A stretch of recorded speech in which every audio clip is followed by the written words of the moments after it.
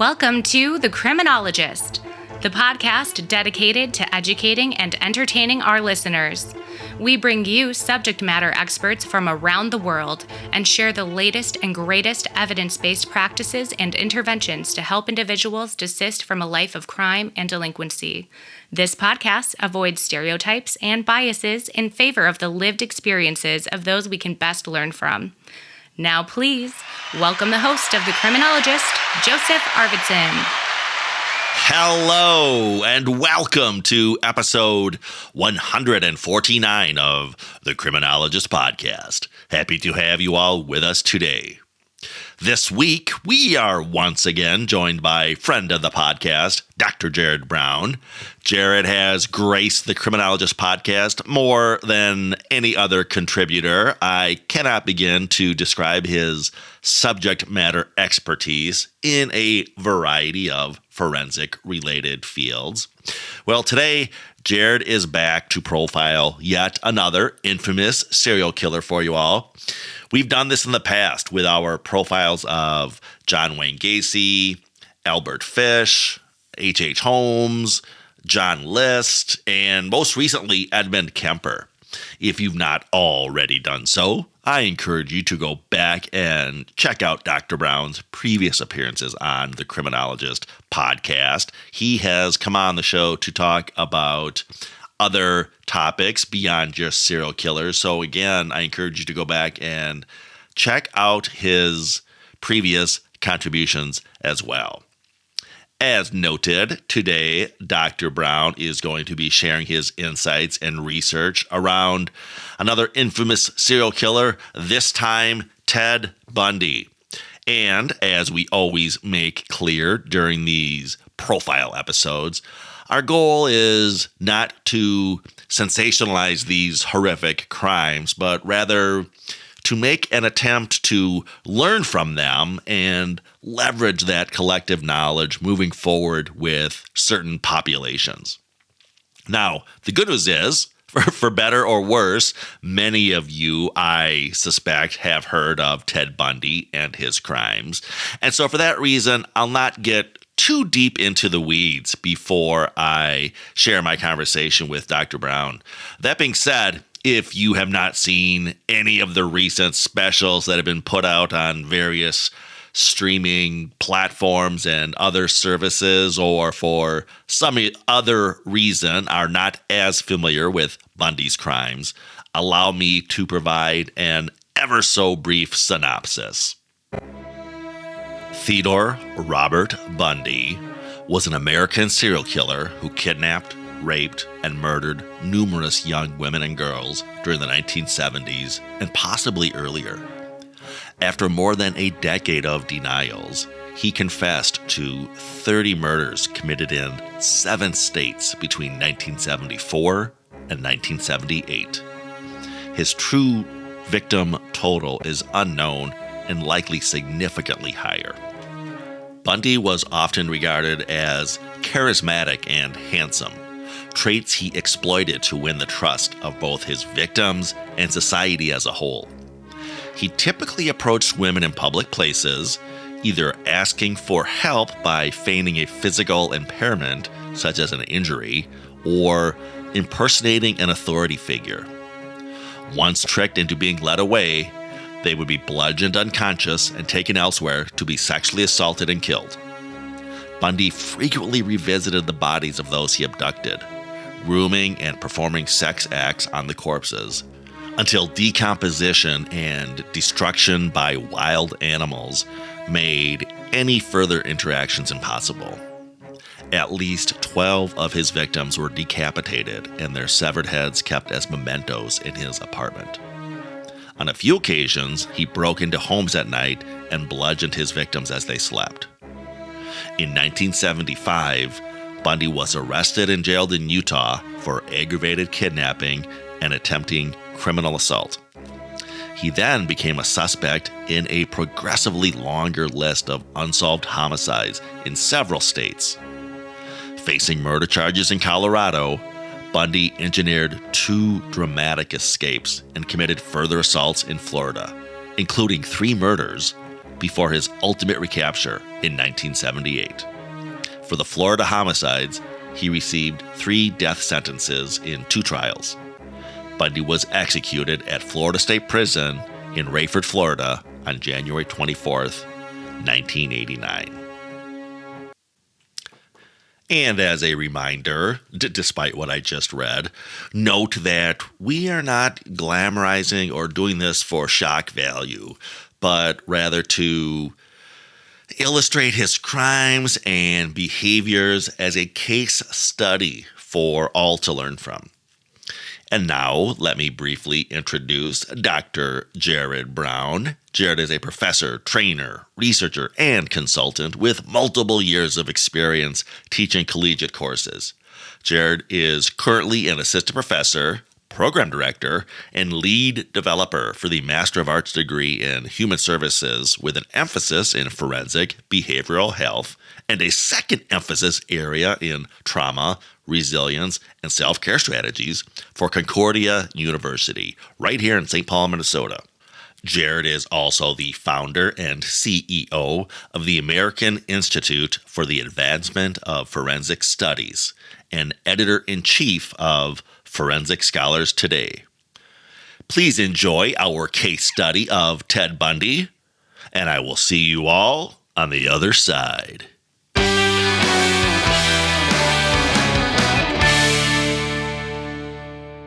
Welcome back to the program, Jerrod.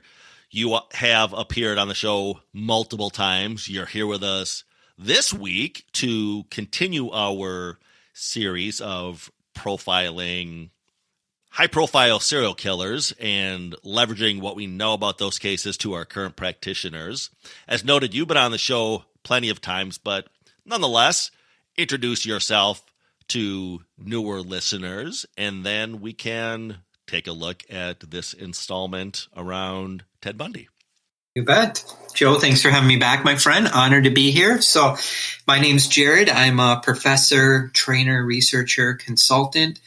Been doing a lot of work lately on topics related to neurocriminology. So I'm infusing neurocriminology research into all the talks I give now, and really trying to take a deeper dive into understanding complex human behavior. So Joe and I decided it would be interesting to put this series together where we are going to be taking a deep dive into really infamous serial killers, people that you probably have heard of countless times over and over, because these are folks that are talked about in multiple documentaries, books, online, scholarly kinds of sources, and really looking at their histories, not to glorify what they did, but really extract what was going on in their life, early on in life, as they got older. What can we learn from that, and then use that now in everyday practice to maybe identify some red flag indicators in people you're working with. Now, by no means, people that have these red flag indicators I'm going to be talking about today are probably not ever going to grow up to be a serial killer. But if we can still identify these red flag indicators, maybe we can help some of these clients deviate or move away from involvement in the criminal justice system for a variety of reasons.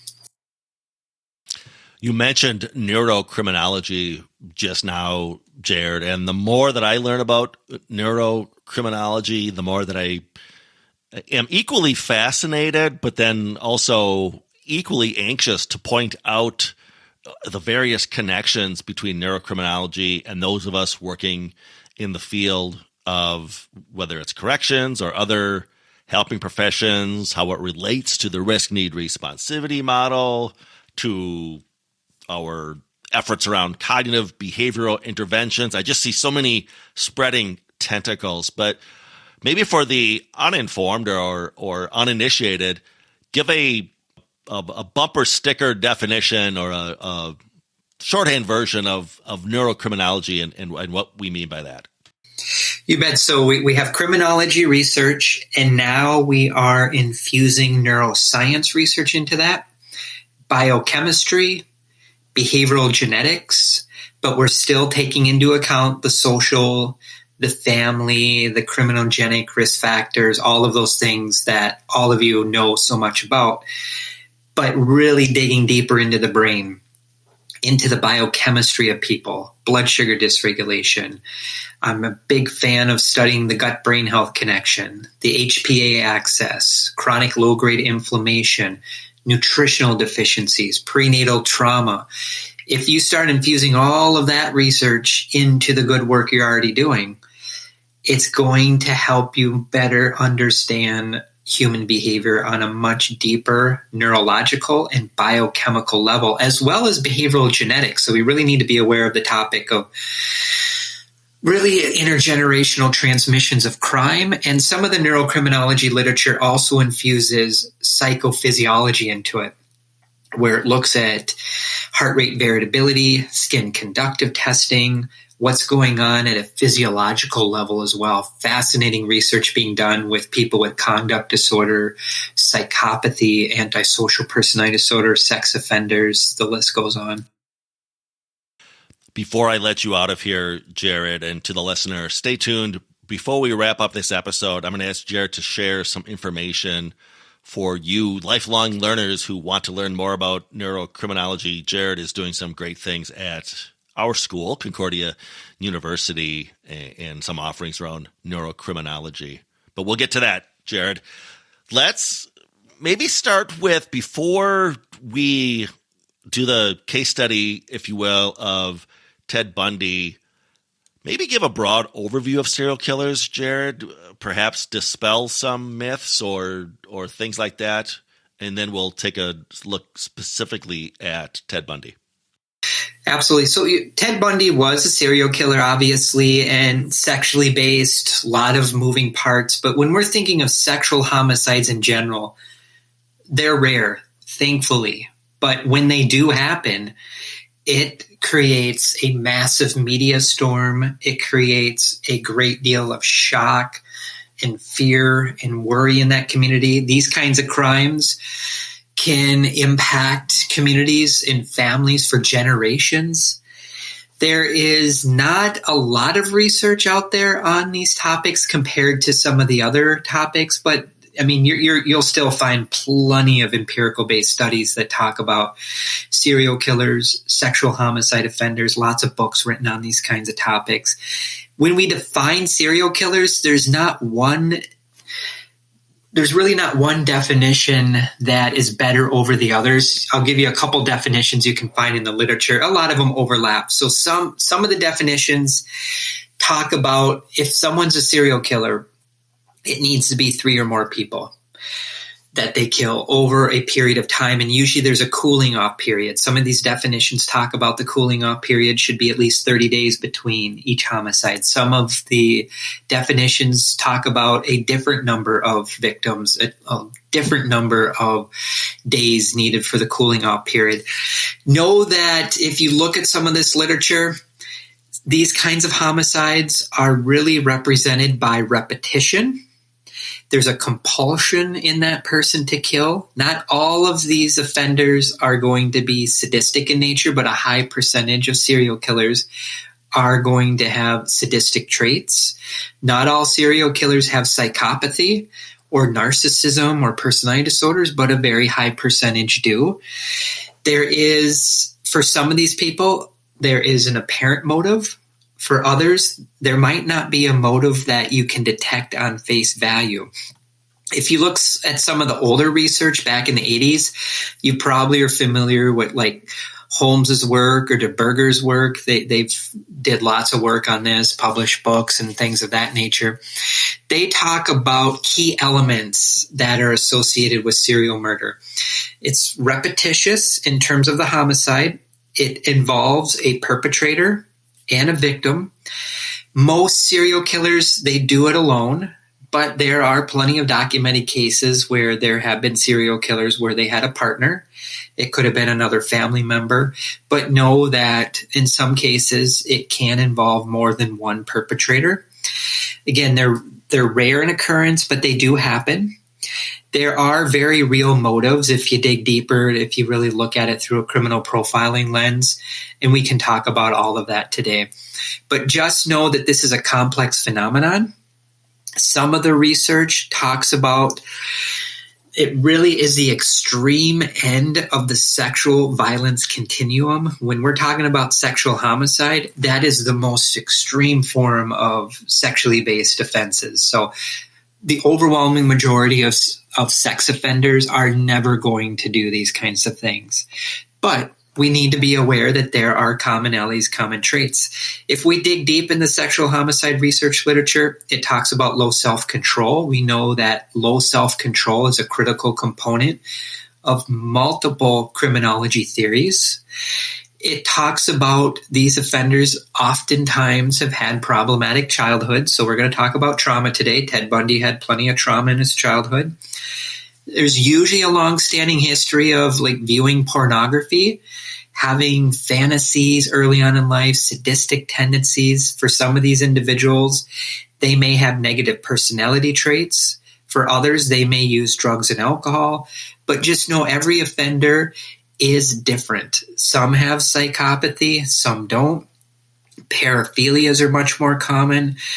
In some of these offenders, there's been a long-standing history of rejection or perceived rejection. They may be dealing with higher levels of loneliness. They may be dealing with inadequate child development.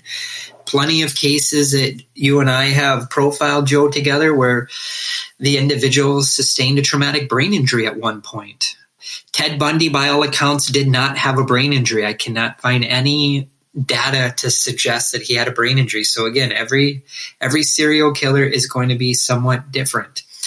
The majority of these individuals are going to be male, but not all. There are documented cases of juveniles.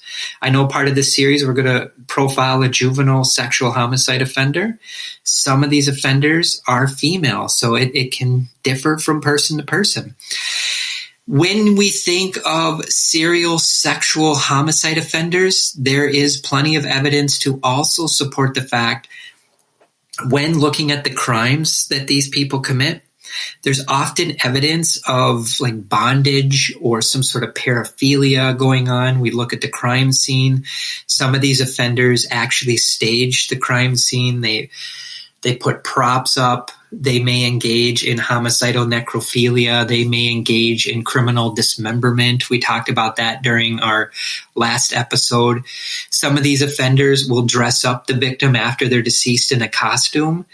Ted Bundy did some of these things after some of his victims were murdered. He ended up going back to the crime scene and painting the nails of one of the victims, did the hair of another. So we'll talk about why that might be the case. When you study these topics too, I think it's very important to understand the dark triad or the dark tetrad. You need to understand narcissism literature. I think that's important. Psychopathy, sexual sadism, being aware of some of the literature on Machiavellian. That is a tendency for people to have kind of a manipulation kind of mentality. So being aware of that, I think, is very, very important. The motives for why people engage in serial killing are many and varied. It could be anger. It could be a power control thrill issue. It could be the result of psychosis. Maybe they're part of a criminal enterprise. Maybe it's because of financial gain. So the motives and the typologies can differ from person to person. Joe, I'll park it there. That's a broad spectrum, higher level overview of serial killers. Of so much more. Before I get into Ted Bundy, any thoughts, questions? Just for clarity, you mentioned the dark triangle, and I started to take notes, but then you went into some other factors. What was the dark triangle when you were talking about those variables? So it was originally called the dark triad, where that encompassed narcissism, psychopathy, and Machiavellian. Since that time, there have been researchers now that it's added a fourth dimension to that, sadism. So these are problematic personality traits. By no means am I saying people that have these traits are going to grow up and be a serial killer. But a lot of serial killers have had some of these things go on in their history. We also want to be aware of the McDonald triad. I don't know if you're familiar with the McDonald triad. That there's a lot of controversy with that. I'm sure you know it once you hear it. It's if a child abuses animals, wets their bed, starts a fire. Some of the earlier research, some people thought that they might grow up and be serial killers. The overwhelming majority of kids that start fires, animal abuse, wet their bed, do not grow up to be serial killers. However, if you are working with children that are engaging in animal abuse or fire setting, that should be a pretty good indicator that maybe you need to refer that child or family to a mental health professional for some assistance. Now, bedwetting, again, could be caused by so many things, trauma, a medical comorbidity, but be aware of the McDonald triad. It's really important to be aware of. There's controversy with it, but there's still several studies out there that really point to the fact, be on the lookout for some of these things. These could be early red flag indicators that maybe professionals could identify early on and help that family or child get into treatment, get some services, and help them maybe get away from those behaviors as they get older. Yes, I was aware of the McDonald triad once you mentioned it. Yes, exactly. It's been in the media quite a bit, but as you noted, good to look at it with a grain of salt, but still consider it for what it is.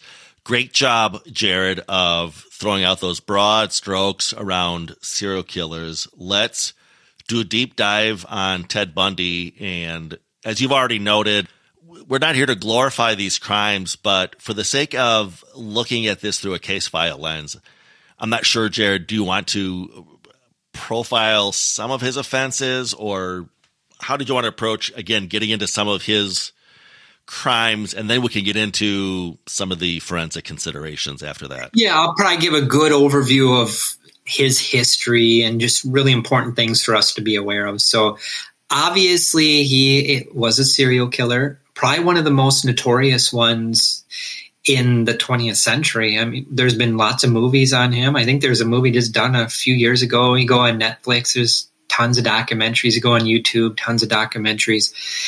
He kidnapped, raped, murdered more than 30 women in 7 states between 1974 and 1978. Some of the articles you'll read, some of the information that's been posted about him in books or journals or online indicate he may have murdered upwards of 100 people. They just don't know. They think maybe he was involved in a homicide before 1974, but they're just not for sure. He was born in 1946, died in the electric chair in Florida in 1989. So he was referred to as very charming and articulate and intelligent, and he had like chameleon-like abilities. Very attractive individual. He was able to manipulate the situation. He had grandiose ideas. He was a very effective predator. He lacked interpersonal empathy, but he understood empathy by all accounts. But he knew how to manipulate the situation to get his victims to trust and believe him and get into his car in some cases. He, by all accounts, he did not feel any remorse or pity. And he came off as very callous, indifferent, and he was extremely brutal in his interactions with his victims, unfortunately. If we look at his childhood, he had a very difficult childhood. A lot of things going on. His mother gave birth to him out of wedlock, and for many years, he believed that his mother was actually his sister. So his mother moved back in with her parents, and by all accounts, Ted Bundy believed that her parents were actually his parents and that his mother was his sister. So that was going on for a period of time. He had strained relationships with family members. He was a really shy kid by all accounts in school and grade school, and had a history of being bullied. He had a lot of dark fantasies early on in life. And just other things to think about with him. With his grandfather, by all accounts, he was a pretty brutal individual. We don't know for certain if this all happened, but everything I read about his grandfather, they really refer to him as a racist. He looked at violent pornography, and Ted Bundy was exposed to some of this pornography early on in life. So he didn't have a lot of good role modeling growing up. So we want to be aware of that. He had a lot of early dysfunction. If we start weaving in some of the ACEs research or child development research into that, a lot of family dysfunction. He grew up in a home, mistrust, hostility. Kids that grow up in homes with a lot of chaos, abuse, those kind of things are more likely to have behavioral problems. If he was dealing with some issues at school with bullying, we need to take that into account. But again, I always want to stress the majority of people that have had these experiences are never going to grow up to be a serial killer. But if you look at the histories of these serial killers, they oftentimes have had a long-standing history of chaos, abuse, rejection, humiliation, these kind of things. Looking at all of his literature, the books that have been written on him, the articles, there's a number of different conditions that people say he might have been diagnosed with. Manic depressive, one person indicated, psychopathy, paraphilias, necrophilia, sexual sadism. So these are some of the things that come up in that literature. If your audience isn't familiar with like psychopathy, obviously just knowing that it's a type of personality disorder where the individual is typically going to lack remorse or empathy. They can have shallow emotions. They can be very impulsive. They're going to have a tendency to violate social norms. A lot of things to think about there. When we talk about paraphilias, if your audience hasn't had training in paraphilias, looking at the DSM-5 under the section called paraphilic disorder would be very helpful. Voyeurism is one you want to be aware of, frauderism, exhibitionist, sexual sadism disorder. There's many other ones in there, but serial killers, more times than not, will have some level of a sexual paraphilia going on in their life. So it can differ from serial killer to serial killer.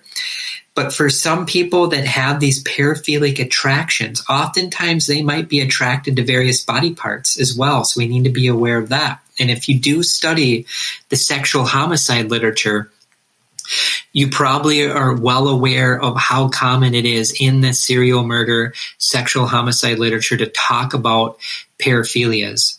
And when paraphilias are going on within the context of what we're talking about today, they're oftentimes characterized as being impulsive or compulsive or addictive.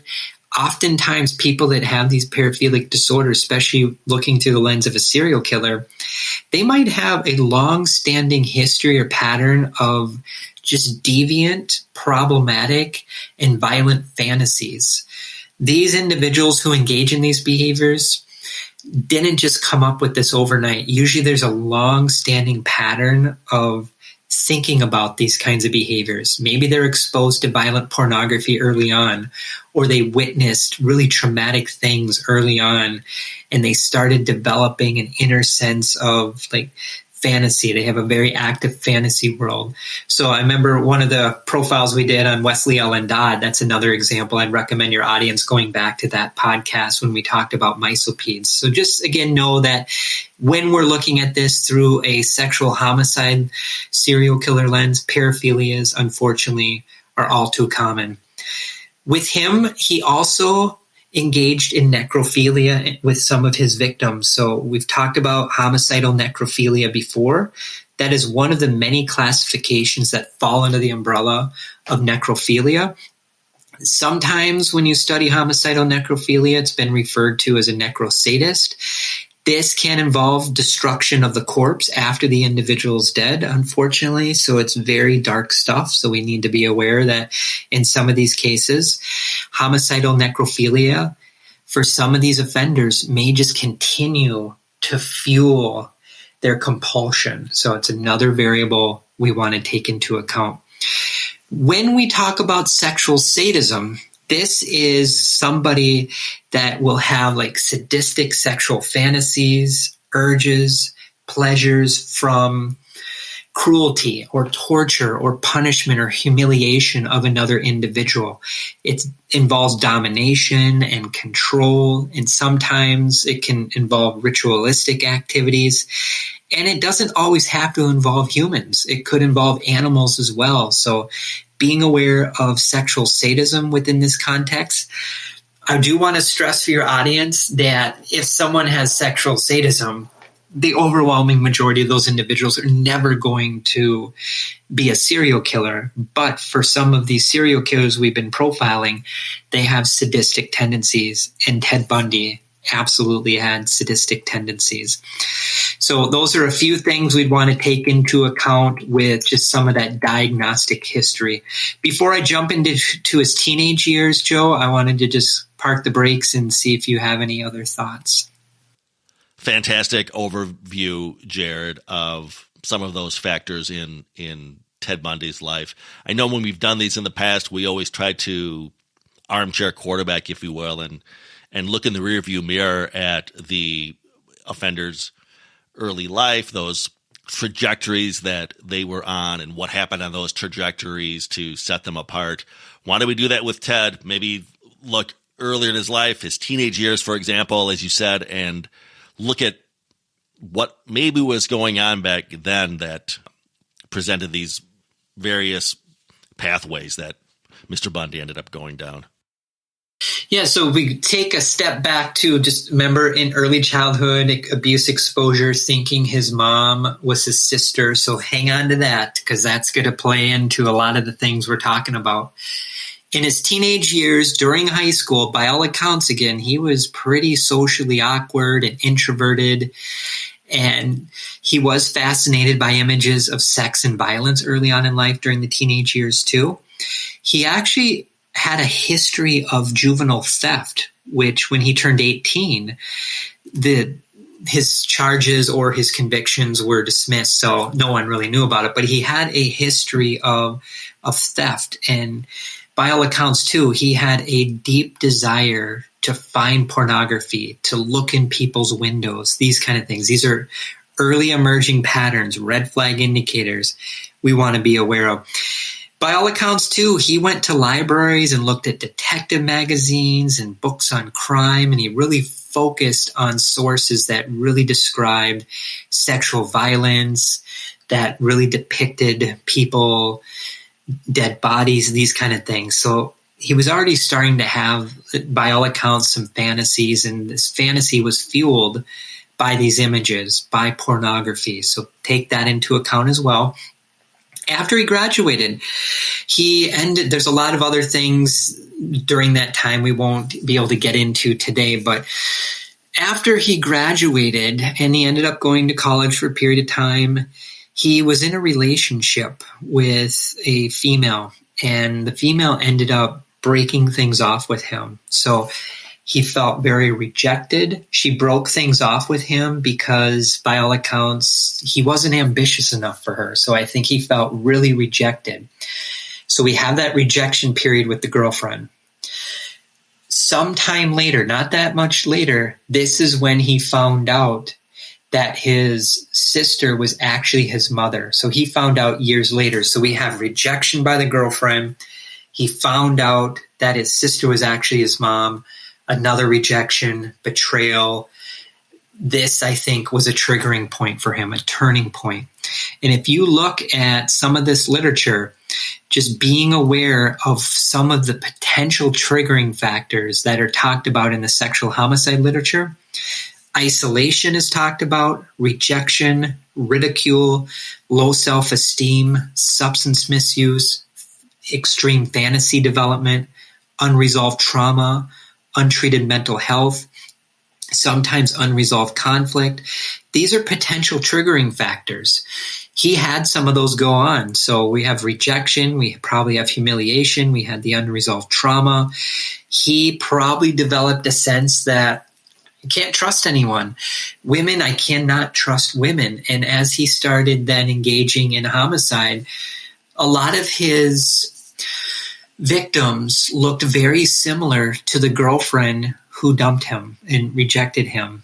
Is there a connection there? Maybe. I don't know with certainty, but by all accounts, it looks like maybe he was trying to get back at women. He had such a deep hatred for what happened to him. So he was rejected and humiliated a few times. When we talk about these things too, this is where it gets interesting. He started out as an organized offender. And I don't know if you've ever studied like the organized or disorganized serial killing offending typology by the FBI. These were things that were talked about decades ago. He started out as an organized offender. And when we're talking about an organized offender through that serial killer lens, their offenses are more planned. The victim is usually a targeted stranger, so it's not someone that's known to that individual. They personalize their victim. They oftentimes hide the body. They transport the victim or body. These are some things that are characteristic of the organized offender typology. If we look at the disorganized offender typology through the FBI's classification, these are offenders that are going to be more spontaneous. They are typically going to be not as planned. The crime scene might be more in disarray. They might leave evidence behind where they might get apprehended more effectively. He started out as an organized offender. He was more planned and mindful and controlled. Over time, he started unraveling. He became more impulsive. He started using alcohol in extreme forms. So he moved from an organized offender to a disorganized offender. So when you study serial killers and you learn about organized and disorganized offenders, it doesn't always fit into a nice, neat box. Sometimes it can overlap. Sometimes you can start out one way and move to another way. So just be aware of that. When you look at the sexual homicide serial killer literature too, in some cases it talks a lot about impulse control. And we know from an R&R lens, from a criminogenic lens, being aware of the topic of impulse control, self-regulation deficits. When you are working with offenders with a long-standing pattern of impulse control problems, oftentimes that can be a huge driver for probation violations, for drug and alcohol problems, for getting into fights. So just be aware of that as well. By all accounts too, and there is literature to support this, Ted Bundy also had insecure attachment patterns. Of course he does, because he didn't know his birth father. He found out his mother was he found out his sister was actually his mother. So his foundation for attachment was fractured. It is very important when you work with any criminal justice-based population to be trauma-informed, of course, but also understand attachment, because if someone has attachment dysregulation, that can impact the way they bond with people. They can have developmental failures. They might have more empathy deficits. They may struggle with being overly clingy. It can be a risk factor for criminality. It can be a risk factor for more mental health problems, more substance use issues. So really understand attachment theory is very, very important as well. Joe, I'll stop there for a second if you have any thoughts on the attachment or trauma or the impulse control through your lens. I did want to talk about the issue of impulse control through that risk, need, responsivity lens. Jerrod, you brought up the importance of that, and I always take the opportunity to reframe that topic in risk, need, responsivity world. Those practitioners who operate under the risk, need, responsivity model, they're aware of things like criminogenic need, those high correlates to criminality, oftentimes referred to as the central 8, because they're packaged nicely into 8 sort of domains. One of those domains is the client's criminal history. And I've talked to people like Brad Bogue about this, even Dr. Bonta himself, and there's now an acknowledgement that criminal history within a client is really a proxy for those things you were describing, Jerrod, of impulsivity, low self-regulation. So now when I train around risk assessment and around R&R, I encourage the practitioner, if you have a client with a criminal history as long as your arm, that's low self-regulation. That's impulsivity. Don't look for those things strictly within the so-called criminal thinking domains. Remember, criminal history is a proxy for low self-regulation. So that's a big red flag that they should take note of if a client scores high in that area. Yeah, I can't agree more. And executive function too. I mean, being aware of that topic, and you and I have talked about that quite a bit. So, and I would add to that list, we talked about empathy just a little bit ago, but Ted Bundy had empathy deficits without a doubt, but it gets confusing because he had good cognitive empathy. He knew what to say and do, but he didn't feel it. But he knew how to use that to gain control and the trust of these victims. He also, again, as I mentioned before, Joe, longstanding pattern of viewing pornography. And if you look at some of the interviews that have been done with him by some of the profilers in the past, or some of the documentaries where they actually have interviewed him, he openly admits that he looked at violent pornography early on.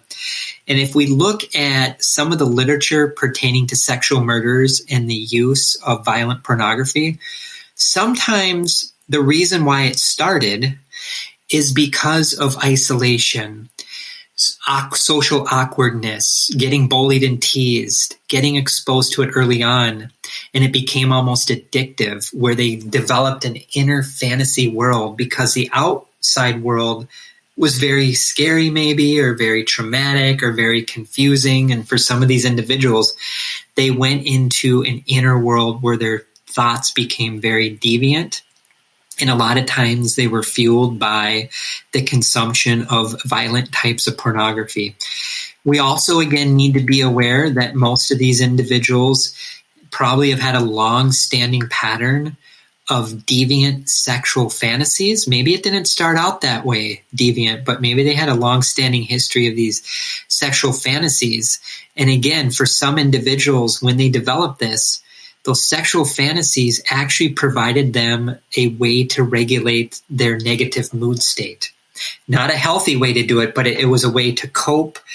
Maybe it was a way to relive their experience. For some of these offenders, the violent fantasies continue to grow and grow and grow. And in his case, he moved again from an organized offender to a disorganized offender. He became very compulsive, very impulsive in his actions. Obviously, there was a lot of alcohol use at play as well. But you will find plenty of literature that talks about deviant sexual fantasies when studying serial killers. So a couple other facts just to be aware of. He was a type of sadistic killer. Crimes committed in 7 states that we know about. He had a history of voyeurism.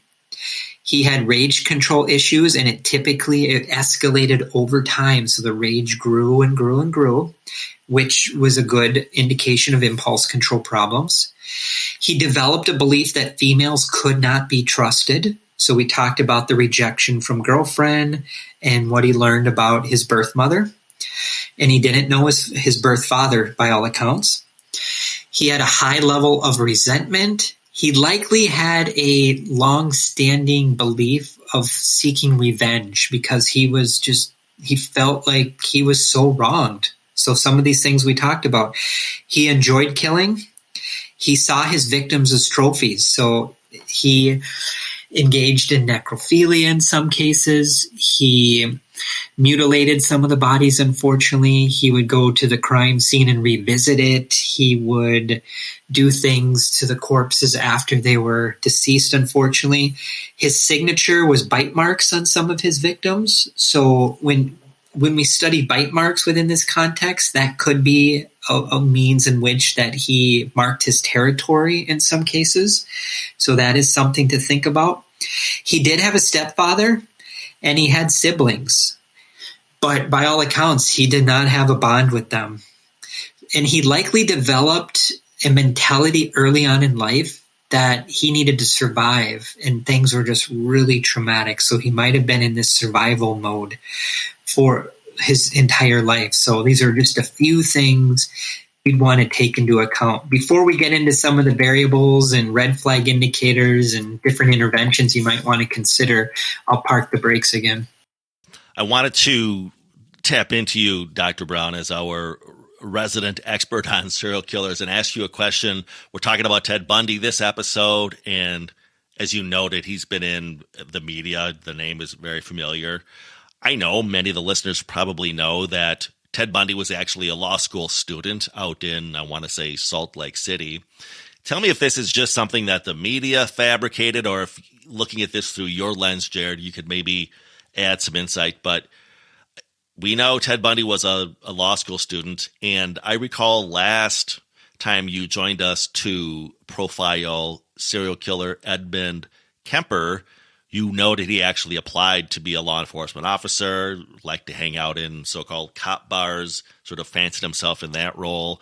And shame on me for not knowing this individual's name, but it's the current case going on right now out west with the gentleman who killed 3 or 4, as it turned out, fellow students, and they caught him and brought him back home. But now it's coming out that, he was actually a criminal justice major wherever he was going to school. Is that something? A doctorate student, I think I heard too. Perhaps. And I guess that's my question, Jerrod. Is this just an easy coincidence for the media to point at, or could you look at those 3 cases of that sort of gravitation towards law, criminal justice, what have you? Was there a reason behind that that you could point to, or you haven't had a chance to consider? And I'm just bringing this question on you.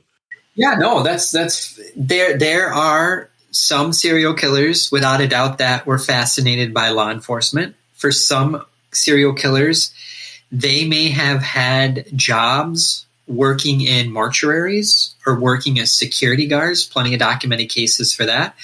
There was one study I'm aware of that was published a couple of years ago that looked at serial killers who were in the military. There's just a lot of things. By no means am I saying that all serial killers were in the military or wanted to be law enforcement, but some have. So those are definitely things I think we want to be aware of. Is there an actual long-standing pattern that you can point to a definitive answer? No, I don't think so, but it is things to be aware of. But trauma is probably most common in these individuals. Attachment problems, just inappropriate contact with family in some cases. For some of these individuals, they've had these sadistic fantasies for years. And for some of these serial killers we profiled, these sadistic fantasies went back decades. And they were playing the tape over and over and over in their mind. For some of these individuals, they may have had the thought of wanting to actually engage in a homicide, but they never did. And then there was a triggering event. With Ted Bundy, maybe the triggering event was getting dumped by the girlfriend and then finding out shortly thereafter his sister was his mom.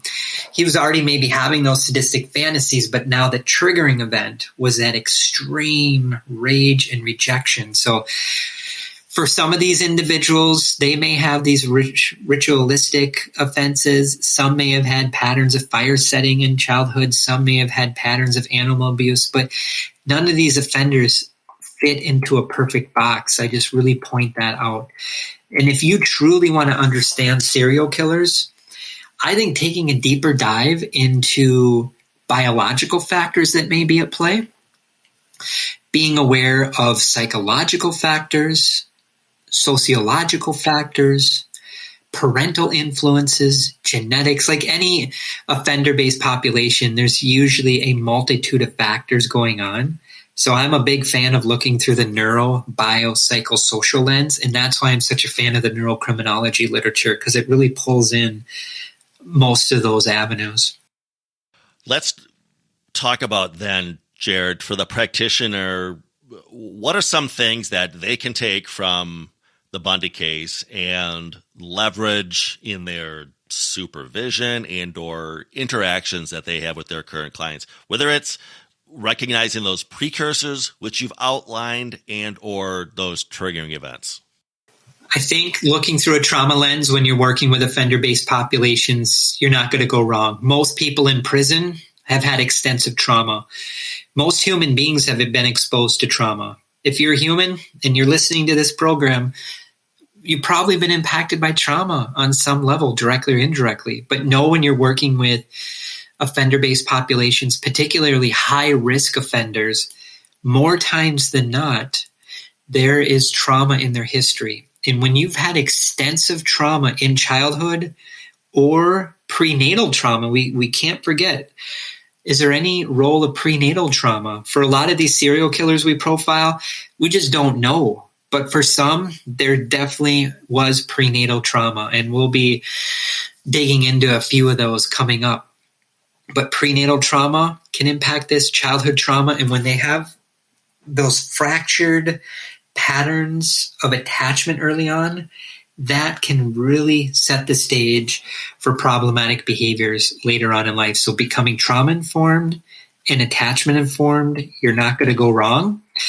Now, with Ted Bundy, there's no evidence that he had head trauma, but for some of these killers that we have profiled, they have had head trauma. So anytime you can learn about the different types of brain dysfunction through a neurocriminology lens, I think we're going to be in a better position too to understand human behavior.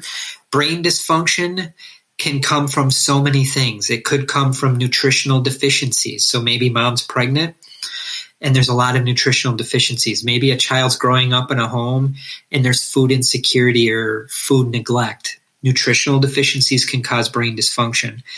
Chronic exposure to long-term poverty in childhood has been linked to having more brain dysfunction. Chronic and toxic stress exposure. People that have had a long-standing history of strokes or epilepsy or exposed to environmental toxins like lead or mercury, or maybe they live in a dilapidated living condition and they're exposed to mold or they're exposed to pollution, these kind of things. So we really be aware of brain dysfunction. What I can say with certainty, if you look at the head trauma literature in the criminal justice arena, half of people in prison or more have head trauma, the research points to. The overwhelming majority of individuals in prison, too, have some level of executive functioning impairments. So the more you can learn about executive function, working memory, cognitive flexibility, inhibition, concept formation, abstract reasoning, these are all types of executive functioning capabilities. This has nothing to do with Ted Bundy, but I want to plant the seed here. I'm actually doing some work in this area and putting together a training. This is a wild topic. There is evidence in the general impulsive homicide offender literature that some of these offenders may have dysregulation in their glucose metabolism. So they might have blood sugar dysregulation. That is a fascinating topic. There have been several studies that have looked at blood sugar dysregulation within the context of homicide offenders, violent offenders, suicide. I suspect that is a variable that does play a role in some cases of violent offending, because think of this, glucose is metabolic fuel. If somebody skips tons of meals, they don't eat healthy, they're spiking their blood sugar levels because they're drinking tons of alcohol or pop, and then it crashes. If our blood sugar levels get really low, what can happen? Our impulse control goes up. We have less self-regulation. It's a fascinating topic. This is one reason why, in my opinion, the criminal justice system as a whole should work with nutritionists, should refer violent offenders to nutritionists to get testing for these kinds of things. There's several studies that show that nutritional interventions may actually be a means in which to help reduce problematic behavior. So that is just me going off on a little tangent with that. It has nothing to do with Ted Bundy, but it is something for us to be aware of. If you look at the general serial killer literature, and when it talks about historical factors that we need to be aware of, I think you can link this to any case you're working on. Historical factors that are talked about in the serial killer literature talk about abuse and trauma in attachment, in head injury, in antisocial behavior, in abandonment issues by caregivers. These are all things that are typically more common in high-risk offender populations as well. And I'm assuming a lot of those fall in line with the R&R model. Joe, would that be safe to say? Just some risk factors to be aware of? That is safe to say. Jerrod, I've mentioned this before. One of the things I appreciate about our friendship and your appearances on the podcast are you reinforce the belief I have of how we really need to approach the clients we serve through a much more holistic lens and get out of our individual silos. So, for example, lots of tie-ins to risk need responsivity. It's more about what we don't know, I guess, versus what we may be doing wrong. I mean, for example, I wish I knew everything I know now about being trauma-informed 10 years ago when I first started getting into training evidence-based practices. You mentioned, for example, stuff like fractured patterns of attachment. I mean, I'm aware of what that means, but now you're forcing me in a good way to look at that through that risk needs responsivity lens and think, well, okay, where was this maybe showing up in our risk assessment practice? For example, the importance of those family relationships. But again, looking at it through that different lens, Jerrod, and of course, I mentioned the trauma stuff, even the nutrition stuff. I mean, we just really need to take more of an all of the above approach with the clients that we serve. I agree. And that's where that neurobiopsychosocial model comes into play. And not just what happens after birth, but the prenatal years. And if your audience is interested in the prenatal and early childhood literature, I highly recommend looking at the first 1,000 days of life literature. If you Google the first 1,000 days of life, it talks about what things we can do to set people up for success during that first 1,000 days of life. That's day one of conception all the way to 2 years of age. That's the most critical component of brain development. Common sense things, obviously, making sure the pregnancy is free of drugs and alcohol. People are taking care of themselves. Once the child's born, they're eating healthy, getting good sleep, being nurtured, having cognitive stimulating environments, these kind of things. And you mentioned the family environment. We know, unfortunately, when we're working with higher risk individuals, a lot of times they've come from backgrounds where it's been really chaotic. So if you look through the chaotic family literature lens, what might that look like? Rule out histories of being abused, histories of neglect. Does your client have a history of being abandoned by the people that were supposed to be there for him? Did that child grow up in a home with a caregiver who was very frightening or unpredictable or even non-responsive? Maybe the parent wasn't abusive per se, but the parent was just checked out and never there and disappeared for days on end, and the child was left home alone. That can wreak havoc on that child too. If that child had multiple placement moves over and over and over again early on in life, maybe they were thrusted into the child welfare system, or there was termination of parental rights, or there was parental incarceration. These are all traumas. And what happens if that child was living in a home and one or both caregivers had a drug or alcohol problem, a serious mental health issue, or they're engaging in domestic violence in front of the child? Those are all classic things you'd want to be aware of through that adverse childhood experiences lens as well. Jerrod, this somewhat reminds me of, and I'm going to slaughter it here, but in the medical profession, the doctors, the surgeons, whichever creed around above all else, do no harm, or first do no harm, type thing.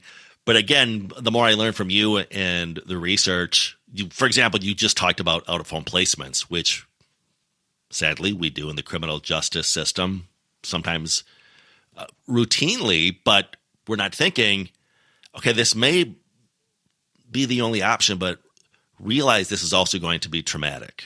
Or like recently have been having conversations around the use of incarceration, which again, with dangerous people, that's obviously at times the only option. But I've been training practitioners to look at it through the lens of, okay, that's an option. It certainly is a viable option, but realize that incarceration in and of itself is criminogenic.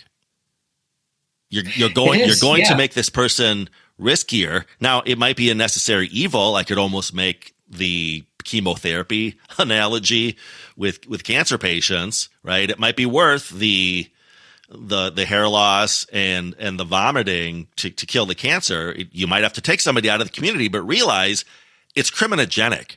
Or to your earlier point, Jerrod, yep, out-of-home placement might be one of the remaining options left, but realize it comes with a cost. It's going to be traumatizing. It's going to be this. It's going to be that. It's going to sever those relationships. And again, I think it really behooves the practitioners to realize the client doesn't look at you as, well, you're my corrections person, you're my substance abuse helper, you're my family therapist, you're my mental health caseworker, right? If all of those professionals aren't on the same page, we're really doing a disservice to that client.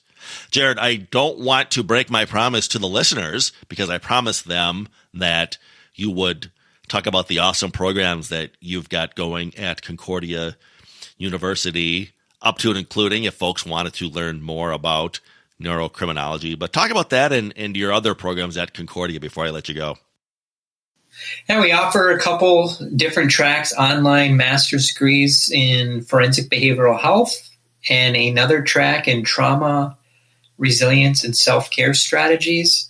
And these programs are geared toward the helping professional, so law enforcement, human service, mental health, related fields, probation, corrections, case managers, social work. And we talk a lot about these topics in there: trauma, attachment, brain injuries, mental health, substance misuse, all of these things. And the reason why I really started digging into these profiles of serial killers, because it oftentimes captures people's attention. And when we can capture the attention, then hopefully we can teach these skills that can be used in day-to-day practice. So again, most of us probably will never work with a true serial killer, but most of us are probably working with high-risk offenders or people on that trajectory. So if we can just learn more about these most extreme cases and then learn how to apply it to the less extreme cases, we might be in a better position to implement prevention strategies, intervention, screening, assessment, or knowing that maybe the client we're working with has such complex needs, it's outside of our scope of practice, and we need to refer out to other people as well or get additional testing.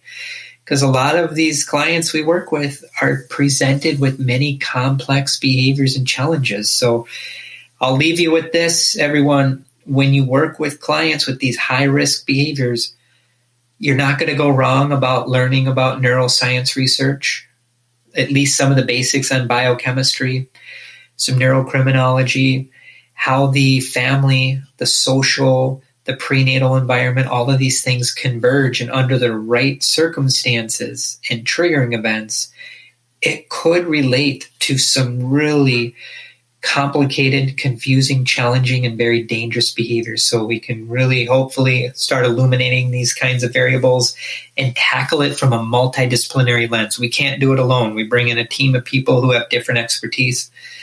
That's probably the best way to tackle these kinds of complex situations. If any of our listeners are either starting in the field or perhaps they're still at the college or university level, I would encourage them to really go down the neurocriminology rabbit hole. If you want to set yourself apart or distinguish yourself, or even just for altruistic reasons, be the best helping professional that you can, particularly if you work with justice-impacted clients, learn as much as you can about neurocriminology. I'm still getting rave reviews and feedback on the episode we did just a couple of weeks back with Nicole Kimberly Staley, talking about being trauma-informed, but particularly about how our cognitive behavioral interventions, if we're not trauma-informed, are really, really muted, if you will, or neutered. Or again, I can look back on my career delivering cognitive interventions and really wishing I knew than what I knew now about being trauma-informed, because it would have so better served those clients who I was attempting to help and thought I was helping fully in the delivery of those kind of interventions. Long way of saying you would really behoove yourself to learn as much as you can about neurocriminology, and I cannot recommend any higher the great programs that Jerrod and his team have put together at Concordia University. Dr. Jerrod Brown from Concordia, thank you so much, my friend. I look forward to your next serial killer installment when we will shed even more light on these fascinating topics. Truly appreciate it, my friend. Thank you, Joe. We'll see you next time, Jerrod. A big criminologist podcast thank you to Dr. Jerrod Brown of Concordia University. I will leave the relevant links for his fantastic programs at Concordia in the listener notes of this podcast episode. And if you do decide to take the plunge and augment your human capital by enrolling in one of Jerrod's programs at Concordia University, when you cross paths with Dr. Brown, do me a favor and say, hey, I heard your episode on the Criminologist podcast and decided to enroll in this very worthwhile program. We will be back next week with a fresh episode, probably bringing you part 2 of our incredible interview with Paul Sheldon. Paul, as you recall, was on a couple weeks ago, and we got so wrapped up in the fantastic topics that Paul was covering, we opted to craft this as a part 1, part 2 episode. So we will likely be bringing you part 2 of our interview with Paul Sheldon next week. If you have not yet listened to part 1, I encourage you to go back and listen to that episode prior to that time. In the meantime, you may contact the show or reach out to us through our website, the Paragon Group, LLC.com, for training or presentations as to core correctional skills, implementation, program design, or, of course, the topic of desistance from crime. If you have questions or comments as to this podcast, feel free to contact the show via our email at thecriminologistpodcast@gmail.com. That's thecriminologistpodcast@gmail.com. Remember to follow us through our Facebook and Instagram pages at The Criminologist Podcast. New fun images are being added all the time to those feeds. You don't want to miss out. The Criminologist Media Group is also on Twitter. You may follow us at Crim Media Group. That's CRIM Media Group. Go ahead and give us a follow. You may also connect with me, Joseph Arvidsson, or Dr. Jerrod Brown on LinkedIn, and follow both the Criminologist Podcast and the Paragon Group on our LinkedIn pages. Hey, lastly, if you've not already done so, check out and subscribe to our YouTube channel, The Criminologist, for additional content as to the themes of this podcast. And if you believe in what we're doing on the show, if you're part of the movement, please spread the word, tell a friend or a coworker or a colleague about us, ask them to subscribe to the podcast, and of course, do so yourself if you've not already done so. And always remember, folks, there's no them, there's only us. The majority of these individuals are going to be male, but not all. There are documented cases of juveniles. I know part of this series we're going to profile a juvenile sexual homicide offender. Some of these offenders are female, so it can differ from person to person. The Criminologist Podcast is a production of the Paragon Group, LLC. For speaking engagements, interviews, program design, or training opportunities, please visit us at theparagongroup.llc.com. If you enjoyed the show, you can find more content and videos on our YouTube channel, The Criminologist. Don't forget to like and subscribe. Both the Criminologist Podcast and the Criminologist channel are brought to you by the Criminologist Media Group. Be sure to give us a 5-star review, and thanks for listening.